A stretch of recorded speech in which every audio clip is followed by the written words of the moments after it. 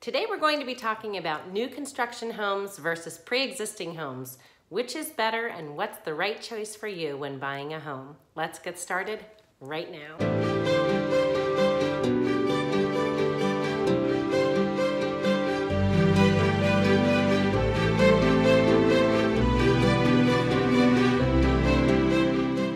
Things to think about when you're considering buying a new construction home versus a pre-existing home. Down to the very first thing you're going to be doing, most likely, is figuring out how much of an earnest deposit to put down and also which contract to use.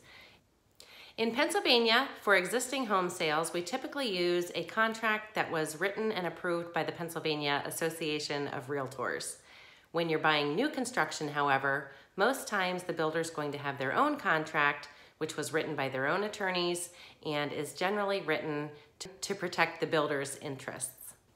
When you're buying a new home, you're going to need to put down an earnest money deposit.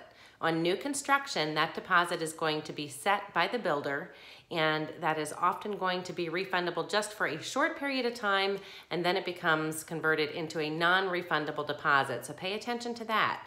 Also know that the builder is going to be the one who holds your escrow deposit or your earnest money deposit in their account. When you're buying existing construction, that deposit is going to be held typically by the listing office, sometimes by the title company, but that's going to be set aside in a specific non-interest bearing escrow account that has been set up according to the state. What about closing costs? For a builder, oftentimes they're not willing to contribute a whole lot. However, sometimes there are options to select to use the builder's preferred title agency and or lenders, and then oftentimes they're going to give you a benefit financially for doing so. On resale, oftentimes the seller can be convinced to pay part or all of your closing costs depending on the negotiations and whether they're listed where they need to be. Another difference on the contracts for new construction is that you're going to want to make sure you read all of the fine print up front, because once you've signed, you're moving forward. On existing construction, there's often a due diligence period. In our area, we're typically seeing between 7 and 21 days. That's your time frame during which you're going to review any homeowners association documents, make sure you have a clear understanding of the seller's disclosure, get all of your home and property inspections completed, and negotiate from that via your agent. All right, let's talk about closing date. On new construction, the builders are generally pretty good in our area at predicting the closing date. However, it does typically take anywhere between 3 and 12 months for construction, depending if you're doing a custom build or working with a bigger builder off of their spec plans or a select list of options that you have available to you. Keep in mind that they are subject to weather, so if the weather is bad, that could push back settlement. If the construction's not complete or they have vendor problems or supplier problems, there could be a delay in closing as well. So generally speaking, in existing construction, it's going to be a little bit easier to hit the exact target date that you set on the contract, although again, there's things that can cause delays there, and it's pretty typical anymore that the settlement date is considered the target date, and if there are lender, appraisal, or whatever delays, it could mean that settlement gets pushed back by days or a week and sometimes longer. So it's something just to keep in mind that while everybody's shooting for that date in either new construction or in existing resale purchases, that date just is not always achievable. Let's talk about the pros and cons with existing construction. Some of the cons are, 1, you could get into unexpected expenses that can be rather large for things like HVAC systems for your heating and cooling, for plumbing, for roof replacement or roof repairs. There's a lot of things that could add up, and if the systems have not been well maintained or they're nearing the end of their life, those can turn into big expenses. What can you do about that? Some things you might want to consider: definitely a home inspection for existing construction. During the home inspections, the existing home is going to be checked from top to bottom and all systems reviewed. If they see some things that may concern them, they may suggest that you get a specialist out to give you a better idea of what may be the problem or what could be a big expense that you need to begin to budget for once you own the home. Generally speaking, on existing homes, there's going to be more repairs and maintenance. However, again, a lot of this depends on how well the prior owner or owners have taken care of the home.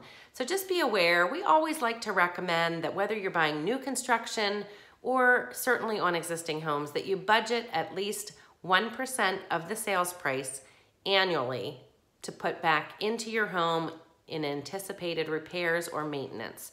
So keep that in mind. Another con of existing construction is that the layouts may not be suitable for your lifestyle today. In our area, the floor plans and layouts for the 1950s, 60s, 70s, 80s, 90s, they're a lot different than today's 2000, 2010, 2020 layouts and floor plans that you're going to find in the homes. So the way that we live and our lifestyles have changed. We don't have so much the room by room layouts anymore. It's gone to a more open floor plan, and a lot of people like that. However, there are plenty of people who still prefer a room by room layout. So you just have to know what you're looking at and understand what happened in your area in the construction field and at what stage those home construction layouts began changing, because that'll help you target what age of home you're willing to look at. Another con on existing construction, your house may need a remodel. You may love everything about the house. You may love the location. You may love even the floor plan, but it's still got a really dated kitchen or bathroom. And those are things you need to take into consideration, because those dollars add up when you get into doing large projects right out of the chute when you purchase an existing home.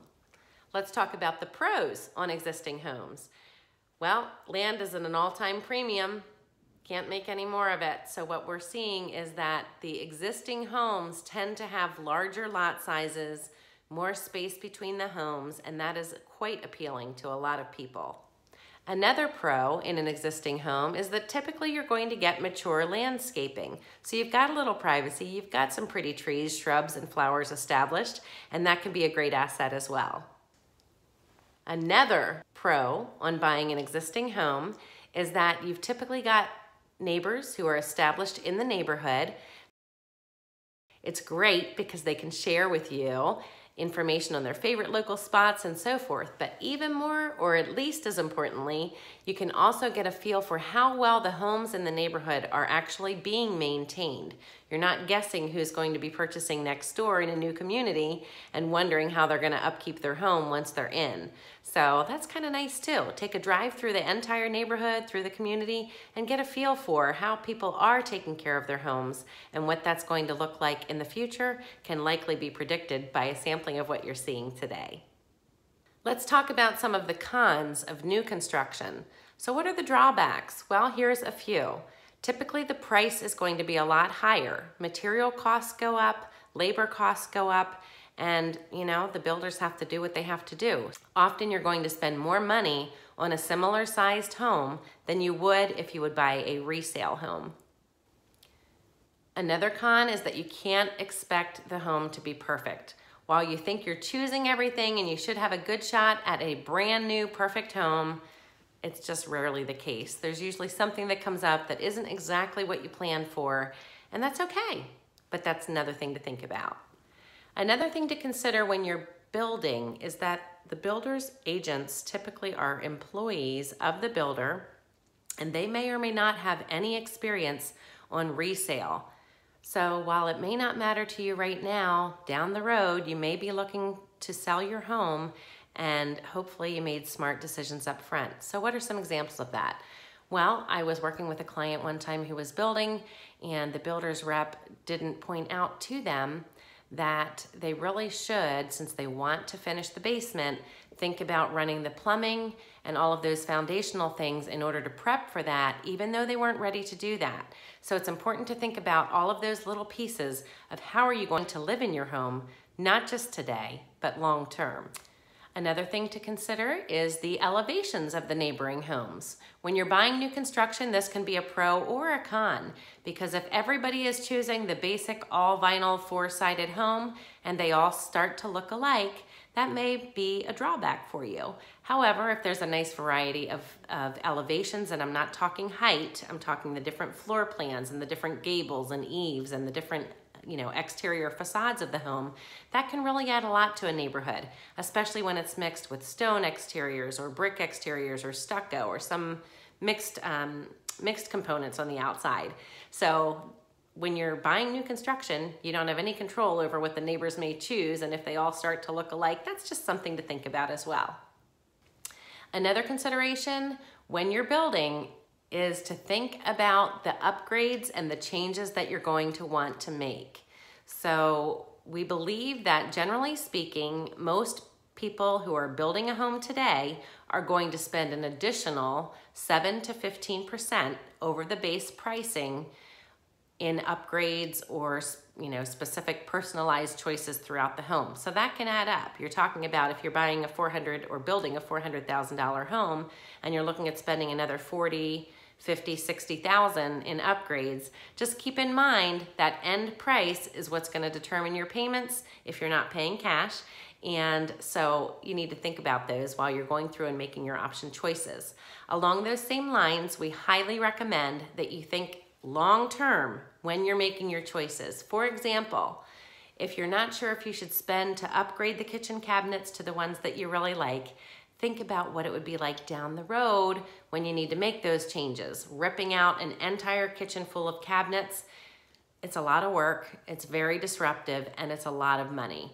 So you'd be better off possibly upgrading your cabinets now and doing your countertops on the cheaper end right now. Maybe you put in Formica, in a couple years you upgrade them to quartz or solid surface of some sort. Same thing with flooring. Maybe you really want that luxury vinyl plank, or you want hardwoods everywhere, or you want vinyl tile or ceramic tile. Any of those hard flooring options generally cost more money.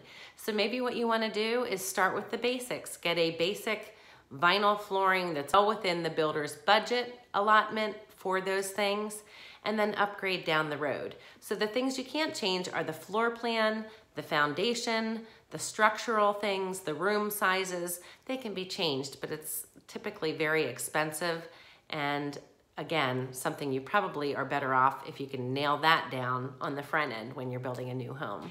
What are some of the benefits of buying a new home? There certainly are some. Start with the emotional one. What happens when you sit in a brand new car? It smells great, looks great, probably drives great. It's very appealing, isn't it?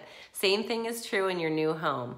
For me, that's one of my favorite smells, and I've never even owned a brand new home. But they smell great, they look great, and you should have very few worries of big expenses for the first 5, 10, 15 years until it starts to get to that normal age of life replacement time on some of your bigger pieces of the home.